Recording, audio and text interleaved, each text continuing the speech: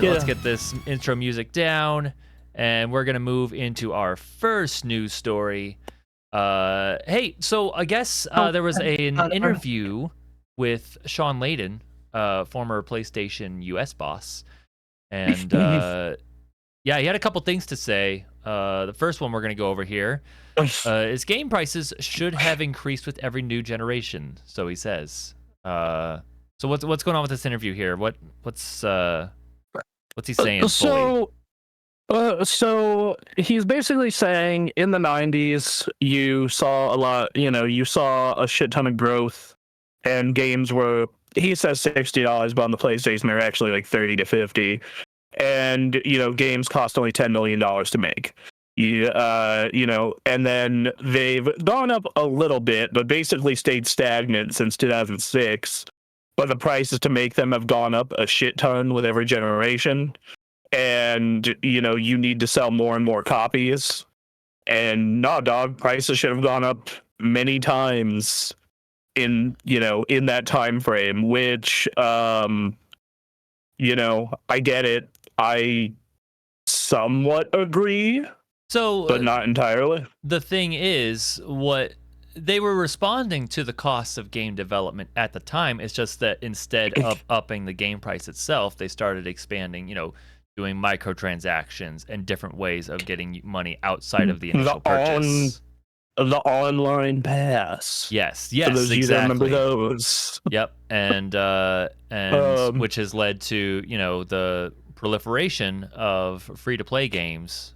Getting as much money as possible, because it turns out you can get a lot of money from people when you just make it infinity. That's one of my things I'm actually really excited about for Battlefield, but also like concerned that's gonna have trouble getting people in. Is it's not free. It's a $70 game, full price game. Also, okay, but then what are the microtransactions? They haven't said. There is a premium edition that includes some like skins and whatnot. Yeah, I was gonna say all those microtransactions are probably cosmetics. Yes, but like they're still gonna be there, and so yeah. So they are offering a Phantom edition for $100, which that's their. It includes a battle pass and 25 tier skips. 4 skins for Phantom Squad, a weapon package, a different weapon package, a Glimmer melee skin, a Chimera vehicle skin, weapon sticker, weapon charm and dog tag, XP booster set. Yep. All right. So yeah, definitely worth $100 on all that shit. Okay. Cool. I mean, if you're really into the game, one thing that I did find interesting, and we'll see if this is true. I want to be very clear with that. They said, unlike Call of Duty, they're going to keep everything grounded to like the Battlefield universe and the style of Battlefield. So I'm just fine. I mean, if they want my money, let's get me some Bad Company skins. Well, yeah. See, now you're talking. That's just. I don't want skins. I want the characters. Let me choose the characters. Yeah. Well, I mean, that's a skin. Is like give me. I know. I want their voice packs. I want to hear them. I want to hear them when they're in close proximity with each other. They're like saying shit. That would be great. That'd be amazing, especially because you have a squad of 4 people in that game. Right. If you can get all 4, then you unlock, and then everyone's playing that squad. Oh, it'd be good. Oh man. But I love. Yeah, I don't know. Bad Company. I would love for them to return to Bad Company. Just a single player or 4-player co-op. Here are these guys, saying mess to each other while they do stuff. That's just a fun time. Yeah, and he does bring that up. He does say that, hey, we made some of that up via DLC and battle passes and deluxe editions. Yep. Which are almost zero cost to make. He says, okay, if we maintain the price, then we nickel and dime you with DLC, microtransaction, battle passes, whatever you want to call it, and try and make up the excess there. Then we can do that. That's an option, and that's what they've done. Which is why, like, we brought this up on the show before. It's like, Nintendo doesn't do that, which is why I'm not upset about the $80 Mario. Right. I'm like, yes. They do have like an expansion, but like they have a lot of stuff that comes with that expansion. Like it justifies that purchase. Yes, it's just like I was not upset at Breath of the Wild getting an expansion DLC because it was a lot of shit in that DLC. Right. Mm-hmm. So yeah, like it's this point of I think that games are probably going to go to variable pricing. Well, yeah. I think we're starting to see that this year, and it's like you're seeing Clair Obscur at 50, you're seeing Mafia at 50, you're seeing Battlefield at 70, Mario Kart at 80. Like we are seeing that happen now. It's just like, yep, it's the variable pricing is happening. And it's been happening on the lower end with Helldivers. Like Helldivers was 40. Yep, Helldivers was 40. I think that especially right now, consumers are more price conscious than ever. Mm-hmm. Just it is what it is. They're just, that is a fact. They are more. It's why I actually think Game Pass might be getting a second wind here, is because of the fact that people are more price conscious than ever. Yeah. Xbox is weird. Xbox is weird. I'm not talking about Xbox, the brand as a whole. I'm really talking about Game Pass, which we're going to talk about in the next story here, which is another Sean Layden quote. But yeah, I think he's doing a lot of interviews in his retirement. Is this the one interview that they're pulling from? Himself, like, geez. No, these are interviews. Well, yeah, it might be because Yoshida did do like a bunch of interviews after he. Yeah, he did. He did a whole circuit of people, and I think Sean might be doing a similar thing this year. But yeah, like, dog, it's just like, yeah, the games have gotten progressively more expensive to make, and if you want, and they have more content than ever. Mm-hmm. Like, games are goddamn longer than ever. Like, yeah, of course, prices will have to go up. Yeah, like no shit.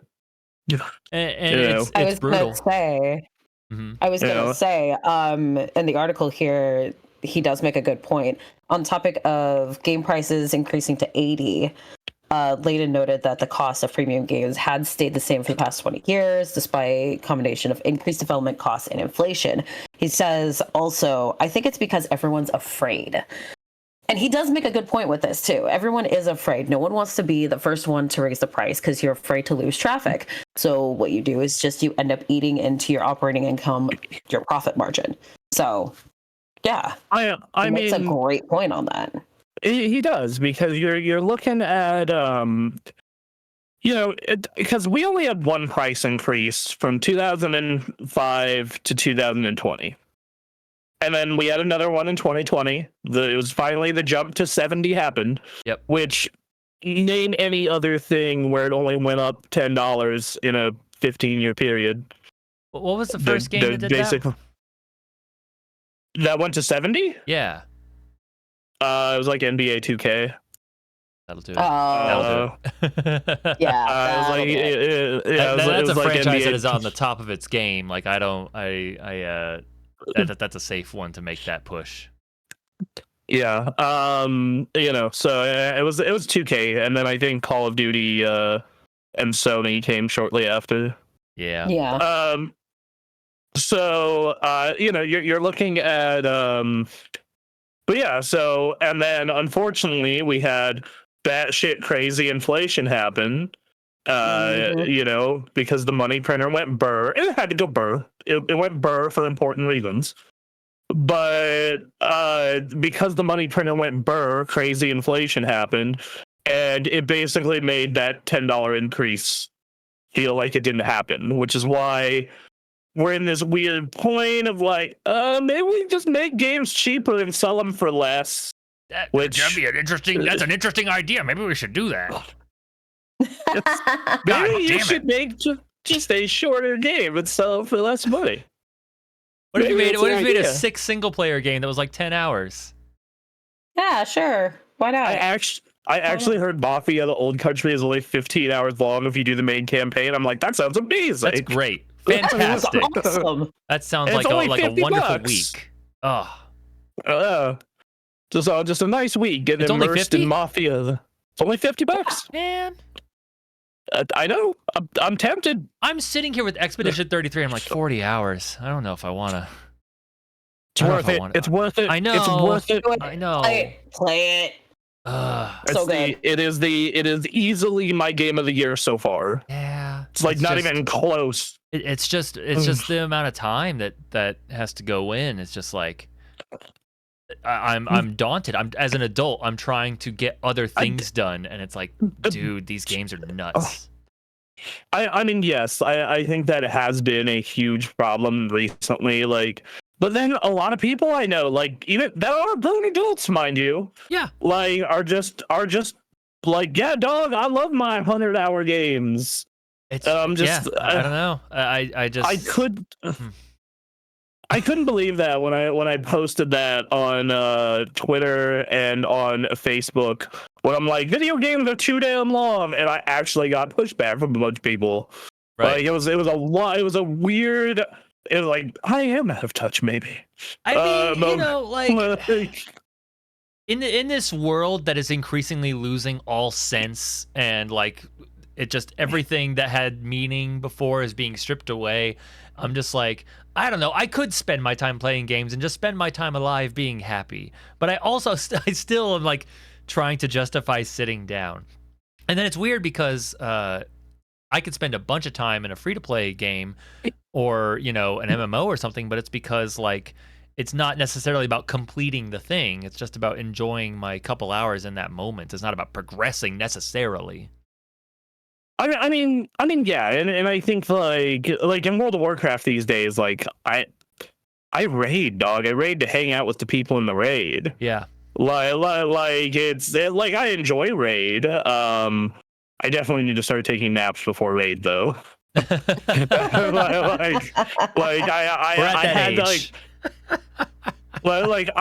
was getting like tired in the middle of the Tuesday raid. I'm like, I need to start napping before raid. I can't do this anymore. I'm not a young man. That's funny. But yeah, you get to hang out with friends, or like I'll play Marvel. Like if I want to relax, I'll play like Marvel Rivals Quick Play because it's just chill, and I get to do cool shit and blow people up that aren't sweating or, you know, focusing on the meta too much. Right. It's like a good time. You know, and I get that, and I guess it's kind of like, what are you going to games for? And you know, we saw that survey happen not that long ago where it's like, yeah, like 50% of Gen Z is playing games on phones, and they're mostly playing free-to-play games and gacha games. It's just like, I mean, yeah, dog, if I was that age again and didn't have a lot of money, sure. like, yeah, most of my game time would be spent there, because, you know, you're fucking broke, and so you're gonna try and get the most amount of, you know, out of whatever game you're playing. Emily, how do you go about what's your daily routine as far as games are concerned? If I have time after the bullshit that I deal with at my day job. Yeah. I am either on my phone or on my Switch. All right. What games do you tend to play? Mostly free to plays, unless it's my Switch, in which case I'm progressing through Mario Kart or some other game that I'm playing, or Donkey King. Yeah. Mario Kart, like, Donkey there's Kings. progression there, but that's also just like a fun, like, all right, get on the track, let's go. Yeah, pretty much. Yeah, and like in my case, like I rotate games a bunch, but like in my case, it was like, get off work, relax for like an hour, go eat a meal, go check the mail, like get away from my desk for a minute. Yeah. And then come back, and then like, yeah, I'll play a game. Like that's most nights. The exceptions are like date night. Okay. You know, like it that's kind of that's like my primary way to have a good time after work.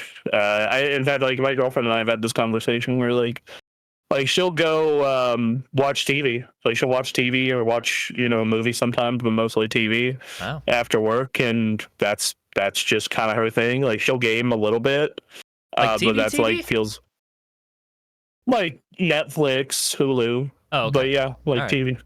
Yeah. It's interesting. So yeah, I don't know. I've like what is your like after work relaxation? I guess like what is your freaking bed. That's what it is. Get in bed and then catch up on what's been happening in the world, and then try to noodle around with different projects I'm doing. But games hardly enter in unless it's a social night. I'm playing games with friends, but that's usually centered around games with friends. It's co-op games. It's stuff like that. Jackbox. Yeah, I played Peak last week, which Peak's a fun time. And those experiences are also getting really popular, like the like B tier multiplayer games where you and a bunch of people dick around. Yeah. Because I feel like there is a branch of gamer that is developing that does not give a shit about a game like, say, Cyberpunk, or a game like Baldur's Gate, or Expedition 33. Like they're there to get in with friends for an evening, or get into like a quick rivals match, or a quick session or something, and not get like immersed into a world. And that bums me out because I used to be that person. And I remember you still can be. Choose to be, dog. It's about what holds your interest. What is it? It's something that I would have to sit down and like explore the feelings in myself of like, why is this not engaging me the way it like enraptured my mind in 2008? Fair. Yeah, I don't know. For me, it's like it still enraptures my mind, but it's definitely I have to explore a bit more. I have to I have to play a game like Cyberpunk, which I would not have probably have been into as much as I am now, because back in 2008, 2009, I'm just like, I don't really care for Western RPGs. Right. And I think that's part of it. And I think part of it is like as you get older, and this is with all things, it just doesn't have the novelty. Like games aren't as novel as a whole. Like you don't how, especially now, like how often do you see like a truly new mechanic? Sure. Especially knowing what you know about games, it's like I cannot tell you, like everything is a derivative of something else now. I mean, in some way, it always, except for Balatro. Balatro was new. Balatro was entirely new. But like it makes me think about the old Giant Bomb guys who are doing their own thing right now, and just like, man, how are you keeping the fire going in your own way when you're in your 40s and this is what you've done with your working life? How do you keep the fire alive? I think, well, okay, so I can't speak for Vinny, Alex, or Brad because I don't listen to that show as much. But like, I think in Jeff's case, he literally just loves the shit out of it and all the little minutia and weird shit within it. Like seeing that man last week play through all of Haze. Well, that's a different thing. There's something about Jeff playing Haze is like a meme. Just him playing it. Because Haze is the shit. I think about the game Legendary more than I should. They're just those games that come across your reviewing career. It's just like, I don't know what this game is. It's like a 7 out of 10, but I can't stop thinking about it. Not because it's a good game. It's just of a time. That is Anarchy Reigns for me. Okay, yeah, exactly. Right. That is a like C tier platinum game, and I constantly tend to think about it. But like, yeah, like 5 months ago, he made like a top 25 360 games list. That was a trend that was going around Blue Sky, and like he joined in by doing like a 3-hour video of just like looking through every important 360 game and then just ranking them, and he ended up with a top 25 list. I think once again, I can't speak for the next Lander career, but I think for Jeff, it's just like no, the dog just loves fucking video games and loves talking about video games and the history of video games and the fucking industry of video. He certainly loves to talk about the history of the industry, because that man has been around for it. Like, that makes all the sense in the world. It's just that he's one guy, and it's like, all right, in the year 2025, you really have to pick and choose what you're looking at. And what the last time I listened to Nextlander, the main show, the way they do it is they just find games that they're interested in, which means like going off the mainstream trail and finding interesting games that are coming out. Which, you know, if that does it for them, that's fantastic. That's totally a valid direction. That's what Anthony's been doing this year. Like Anthony, that's how Anthony ended up with Dark Deity. He's like, this looks like Fire Emblem and cool. I'm gonna check this out. Okay. And he played through Dark Deity and did a review of it. Like, I think that is I think that is like actually a pretty like reasonable, thing. Like, I think that's. I think that to bring it back around to this news story, to wrap this specific news story up, is just like, to me, this says like well, I guess it doesn't matter really, because there's just so many people who play video games now, and a lot of them have money, at least for the moment. But like, I'm sitting here thinking like us people who used to play all the full, AAA titles are now like, I'm playing the old stuff and I'm playing weird stuff. Like, here's people trying stuff or trying to recreate an old thing, or it's straight up an old thing. Yeah, absolutely. Like, I'm looking at, I keep a running tab of everything I've played this year and what I think of it. And I'm looking at like my 5 favorite games this year so far, and it's just like only two of these are new IP, and they are very much heavily influenced by old IP. Sure. But that's not bad or anything. It's just no, it's fine. Like, it's just that, like, I'm sitting here like, there's an argument for like, all right, increasing prices, but we did it by keeping the price back, adding microtransactions and other ways of getting money, and now we're bringing the price of the game, the core game, up with all that still there. I think eventually the cost is going to get so much that they're going to keep continuing to see the rate of profits that they've been seeing. It's not going to exponentially increase, and it's probably going to be dispersed into other areas. Oh, well, yeah, they're going to do, at first they're going to try what Korean MMOs do, which they're going to go whaling. They're going to go whaling. And then when whaling doesn't work, because it just won't work in this most of the time, then they're going to try and find other methods. I mean, they're always going to try other methods, right? They're always going to be trying. It's just get smaller dev teams, make smaller but good game.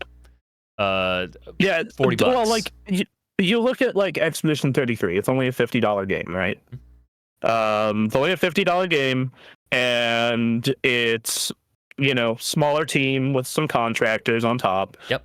And it's not that long by the standards of an RPG. Right. Like, yes, 40-hour game, that's fairly long, but like, dude, Final Fantasy, and that's like me doing a bunch of side content. I did like a very large amount of the side content in Expedition 33. If you just beeline the story, you could and like do some additional side stuff, like small amount of it, you could probably get it done in like 25 to 30. Okay. And like, but then I like think about like my time in Final Fantasy VII Rebirth, like just doing the main story and a couple of sides, I ended up with a 45-hour playthrough. Yep. 40 or 45. And then like I've heard people, like I talked to Ray, he's like, oh yeah, I'm working on the platinum and it's taken me 100 hours.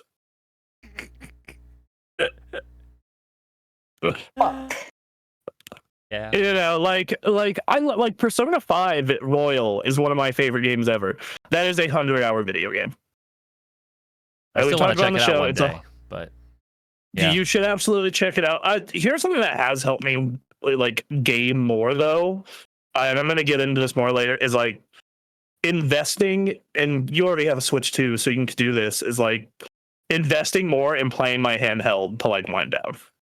Mm-hmm. Okay. Like before bed, like an hour before bed. I don't know when you go to sleep. It Like an varies. hour before bed. So like, in my case, like, 10 at night, 11 at night, go get out of the office, go into the bed, and just bust out the Steam Deck, bust out the Switch 2, and play an hour or two of a game before bed. All right. Yeah. That's, like I've been playing South Park to the Stick of Truth that way. Right. It's great. Right. Super. I like started playing, like I